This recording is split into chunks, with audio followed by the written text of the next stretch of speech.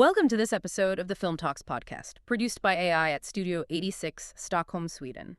Today, we're exploring how AI-generated actors are challenging the future of performance, creativity, and storytelling in film. And it feels like we're right in the thick of it now, doesn't it? This isn't some far-off future concept anymore.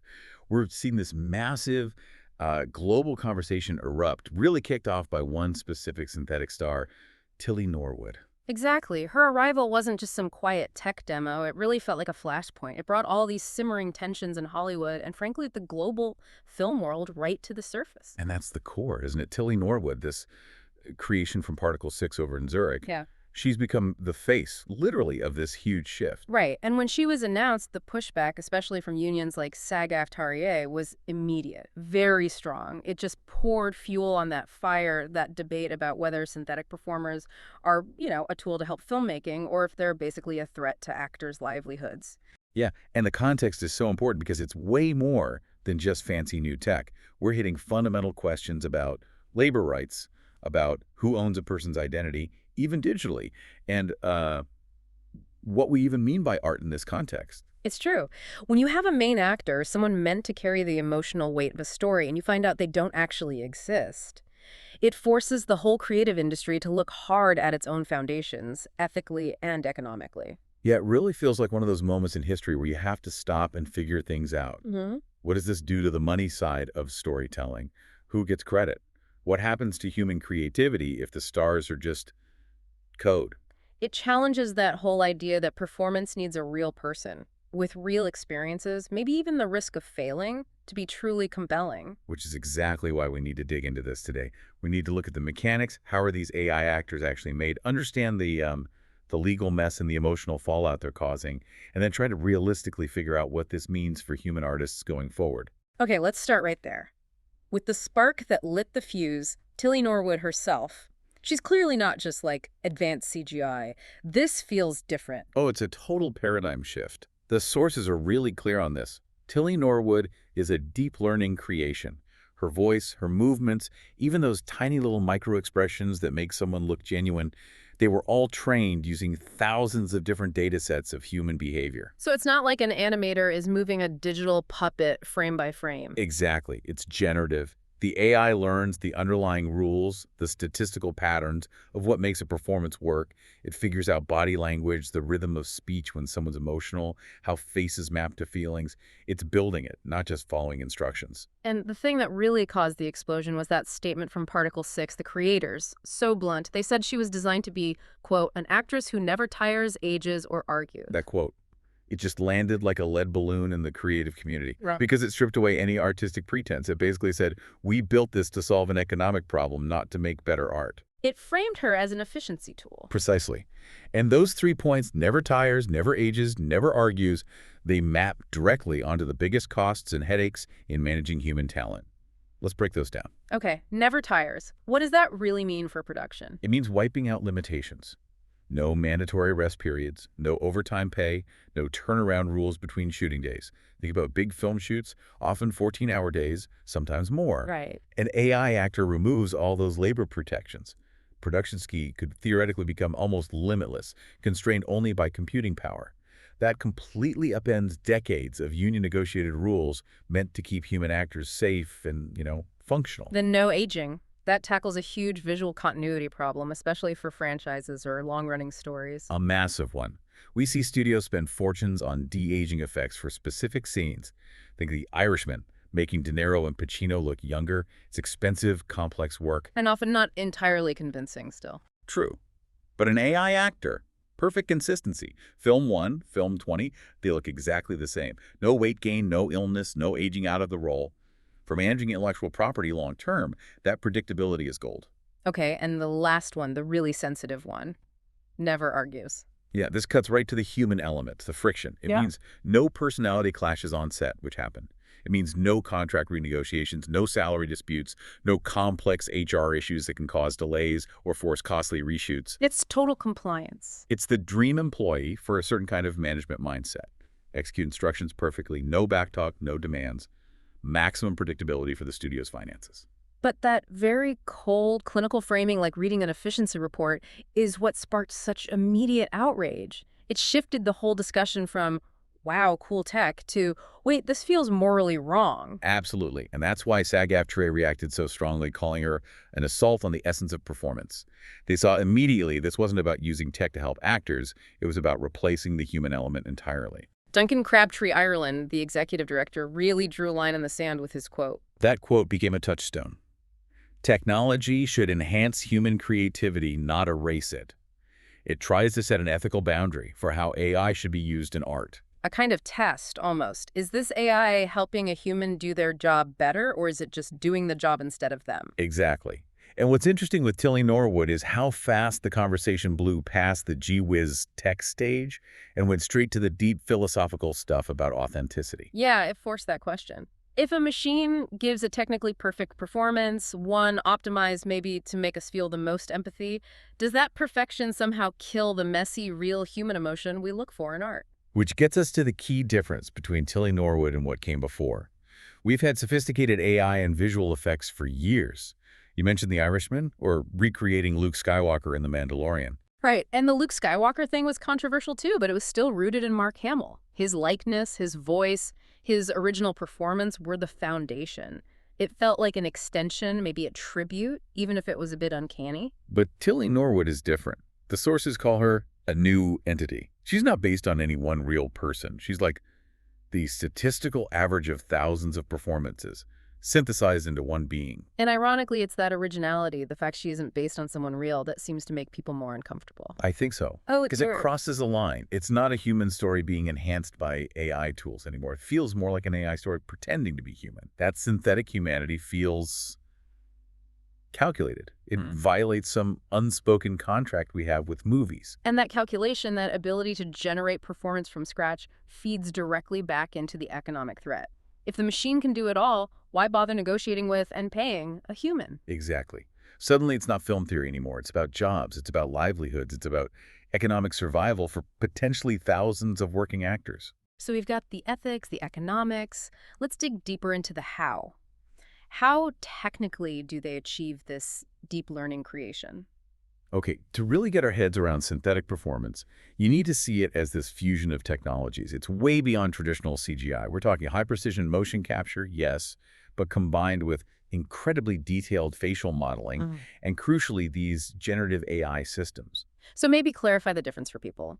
Traditional CGI, like for Gollum or something, involved animators painstakingly keyframing expressions and movements, right? Telling the model exactly what to do. That's the perfect distinction. Traditional CGI is prescriptive. The animator dictates every move. Generative AI is more descriptive and predictive. The motion capture might give the basic physical movement, the skeleton, but the AI learns the statistical likelihood of how, say, a specific tiny muscle around the eye should twitch during a moment of surprise, based on analyzing thousands of real examples. And the facial modeling has to be incredibly sophisticated to avoid that uncanny valley look. It's not just geometry, it's simulating how skin actually behaves. Absolutely. You need the most advanced stuff, like modeling subsurface scattering accurately. That's how light doesn't just bounce off skin, but actually penetrates slightly and scatters within the layers. Without that, skin looks plasticky or waxy, and the illusion just shatters.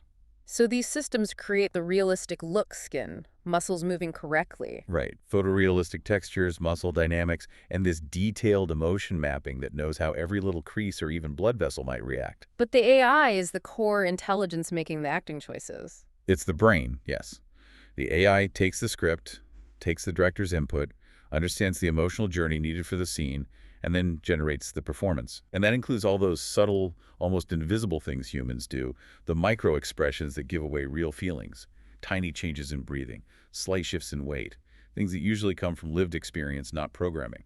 And this is where it gets really complex ethically. The sources point out these systems don't just mimic performance, they can analyze what viewers respond to emotionally and then tweak the performance to maximize that response. Now we're moving from a tool to something potentially manipulative. See, a human actor uses their intuition, their training, their own vulnerability to try and connect. An AI actor can be trained on huge data sets of what worked before scenes that got high scores for sadness or suspense in audience tests. So the AI isn't feeling sadness, it's just generating the precise visual and sound cues that are statistically most likely to make us feel sadness. Exactly. It optimizes for viewer empathy. If the data shows that slowing the blink rate by 10% and adding a tiny lip quiver increases audience tearfulness by 15%, well, the AI can deliver that precisely every single time. Which raises huge questions for filmmakers, doesn't it? Are we heading towards movies driven by hitting emotional KPIs rather than genuine human expression? And what does that mean for directors? If you have a tool that can guarantee a certain audience reaction, is that still art reflecting truth? Or is it just becoming really effective psychological engineering for profit? Cinema has traditionally aimed to show us something true, even if it's messy, not just efficiently manufacture feelings. But hang on, let me push back a bit there. Isn't all filmmaking kind of calculated emotional engineering?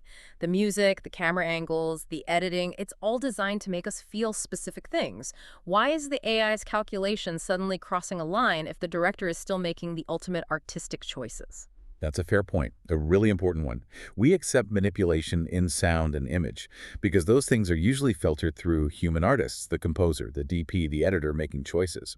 The potential difference here is that the AI could bypass the most, let's say, sacred human element, the actor's own internal, perhaps unpredictable choices. The spark of spontaneity. Maybe.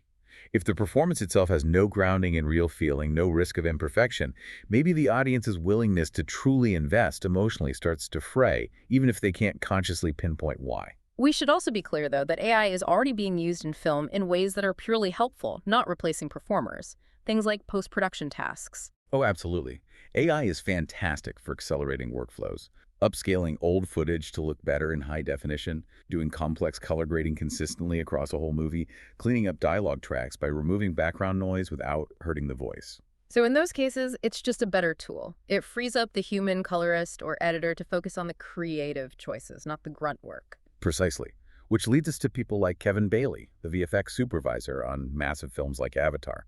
His perspective is more about managing the tech, not banning it. Right. His quote was, "The key isn't to fear AI, it's to direct it with purpose." That feels like a pragmatic approach. It reframes AI as neutral, a tool whose impact depends on who's using it and why. Like a hammer, you can build a house or break a window. So if the purpose is to replace union jobs to save money, that's arguably unethical use. But if it's to, say, render an amazing fantasy creature or let an indie film create a realistic crowd scene they couldn't otherwise afford, maybe that's ethical.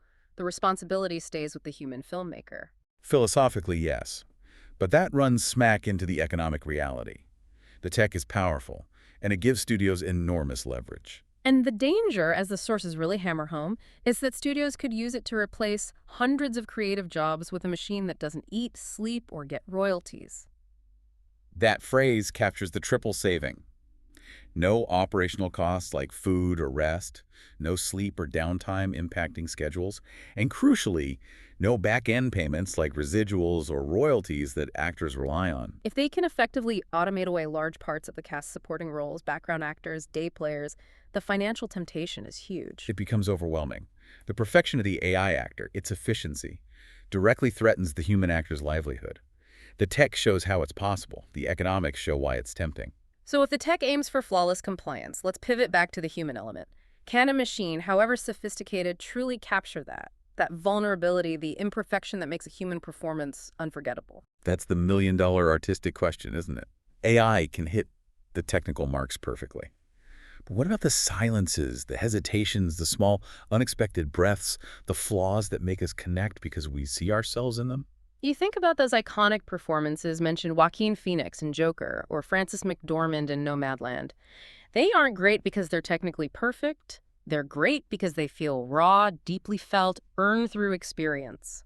Phoenix's performance in Joker is so volatile, almost physically uncomfortable to watch sometimes.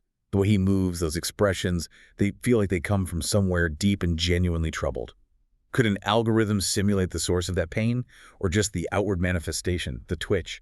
And McDormand in Nomadland is the opposite. So much is unsaid. Her character carries this immense weight, shown in quiet looks, a certain weariness. Can AI truly simulate that kind of deep existential fatigue if it hasn't, lived? We often respond to the imperfection because it signals something real happened there. And maybe it's the lack of risk, too.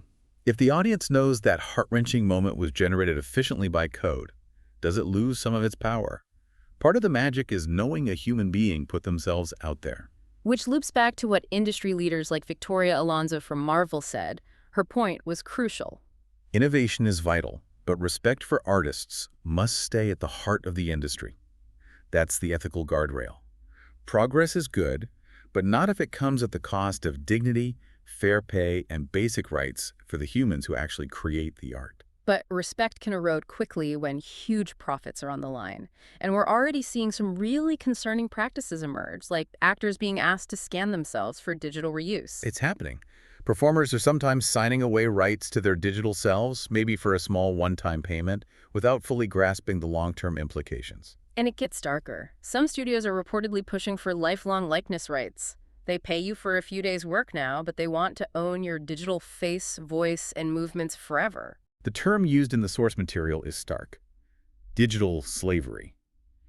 And while it's provocative, it captures that fear of your identity becoming permanent corporate property, an asset they can use indefinitely without further compensation or your consent. Imagine the scenarios. An actor signs away their likeness, and 20 years later, their digital double appears in an ad for something they find morally reprehensible or promoting a political view they oppose. They've lost control not just of income, but of their own image and values. It's an existential threat, much bigger than just losing acting jobs. It's about losing control of your very identity in the digital world. Is there a better way forward, though? The sources suggest it doesn't have to be humans versus AI. Maybe it could be humans partnering with AI. That's the alternative vision, one where the human actor retains ownership of their digital identity, their likeness. They could then license their digital double for specific uses under strict ethical agreements. So the actor sets the terms, gets paid fairly based on how their double is used, residuals essentially, and keeps control over where and how their likeness appears. Exactly. The actor becomes more like an IP owner, curating their digital brand. Maybe a famous stunt performer licenses their double for incredibly dangerous scenes they can't do physically. They still get paid for the performance because it's their likeness being used. It keeps the economic power with the original human source, even when the replication is infinite. The machine does the work, but the human gives permission and gets compensated. But even with that model, we still face that fundamental audience question. If AI gets so good that we genuinely can't tell the difference between a real human emotion on screen and a synthetic one, does it matter where it came from? Does the art lose integrity if the source isn't real? That's the ghost in the machine, isn't it? We value art partly because of the human effort, the risk, the vulnerability involved. If the performance becomes risk-free, perfectly calculated, does the meaning change for us, the viewers? Integrity feels tied to authenticity. Which brings us squarely into the messy legal and business side of things, because right now, the rules just haven't caught up. It's chaos. Absolute chaos. Existing laws around copyright, likeness rights, labor, they were built for humans doing tangible work, or for works clearly derived from something else. They just weren't designed for synthetic creators that aren't human. So the central legal fight boils down to, who owns Tilly Norwood's likeness? Is it Particle 6, the studio that funded and commissioned her? Do they own her like a piece of software? Or maybe the programmers who wrote the core algorithms have some claim? Or, and this is the really tricky one, if she's truly original, not based on any single person, does anyone own her likeness in the traditional sense? It seems to hinge on whether she's considered a derivative work. If she were a deepfake of Tom Cruise, his likeness rights would apply. But she's not derived from one person. She's synthesized from data. And that lack of a single human source creates this huge legal gray area, a loophole, which is leading to some, well, the sources call them wild and terrifying legal arguments, such as the speculative idea that a sufficiently advanced AI actor could potentially own its own performance under copyright law. If it can be argued that the AI is creating something genuinely original, not just following instructions or spitting back training data, Then the AI itself could be considered the author. theoretically, yes. Imagine an AI system suing the studio for unauthorized use of its performance, or having a trust manage its IP rights and negotiate its contracts. The ultimate compliant employee suddenly becomes an independent entity. That sounds like science fiction, but the legal questions are real. And it's kind of absurdly high level compared to what actual human actors are fighting for right now. Exactly. While lawyers ponder AI consciousness and copyright, actors are just trying to get fair residuals for reruns and basic contract language that stops studios from stealing their digital identity. That practical protection is the immediate need. Duncan Crabtree Ireland's point about needing explicit human consent for digital replication in every contract is vital. It's the bare minimum defense line. Without that specific granular consent, actors are incredibly vulnerable to losing control of their face, their voice, their entire digital persona, potentially forever. And losing control isn't just about money. It's about your digital self being used in ways you'd never agree to, damaging your reputation or contradicting your values. It's a permanent loss of agency. Plus, the international aspect is a nightmare. IP law struggles with digital assets crossing borders. If a British actor signs a deal in LA, their AI double is used by a subsidiary in Ireland for a streaming service based in Luxembourg, whose laws even apply. That complexity favors the big studios who can afford the legal battles. And this legal murkiness doesn't just affect creators, it affects us, the audience. If we start wondering if every performance is real or fake, if the emotion is genuine or calculated, that damages the trust we place in the story. That trust is fundamental. We go into a movie theater willing to suspend disbelief, but it rests on believing the human experiences we see are somehow authentic. If that erodes, if we suspect manipulation, the whole emotional impact just weakens. So, how is the audience reacting to all this? Are people fascinated, horrified, confused? It seems to be all of the above. Highly polarized. You've got fascination, wow, look what tech can do. And you've got real discomfort, people calling it dystopian, the soul being ripped out of cinema by corporations. It's interesting to contrast that with how we accept virtual beings elsewhere, like on social media. Look at Lil Miquela. Right. She's a massive virtual influencer, millions of followers, big brand deals. Everyone knows she's fake, but they still engage, follow her life, buy products she endorses. It proves people can connect emotionally and commercially with purely digital entities. But the argument is that cinema is different. Social media feels more ephemeral, curated, maybe transactional. Whereas cinema, historically, has felt more sacred to some people. You invest serious time, emotional energy. There's this expectation, maybe subconscious, that the feelings portrayed come from a real human taking an emotional risk. You pay your ticket, you enter this sort of contract of belief. And if that contract feels broken, if you suspect the performance is a cheat, a calculation, the magic dies. The discomfort isn't just about the tech, it's about the perceived intent. The idea that it's being used to replace people, not just create cool effects. It reminds me of that Neil Stephenson quote, the sci-fi author. The tools we invent to simulate reality will eventually reshape it. That feels spot on. These AI tools are changing our perception of what's real on screen, what we expect from acting.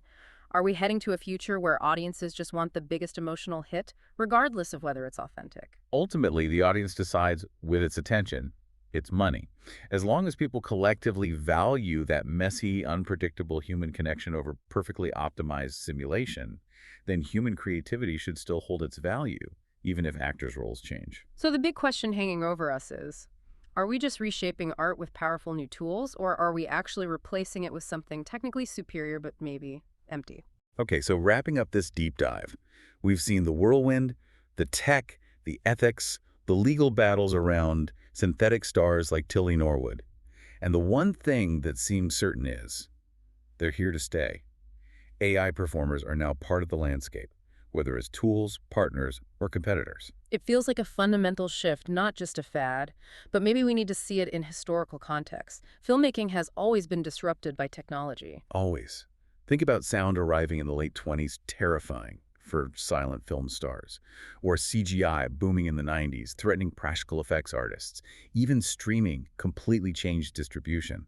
This is just the next chapter, arguably a really profound one. And like those earlier shifts, the outcome really depends on the choices made now. The ethics, the regulations, the intent behind using the technology. We've seen it has this dual potential. Absolutely.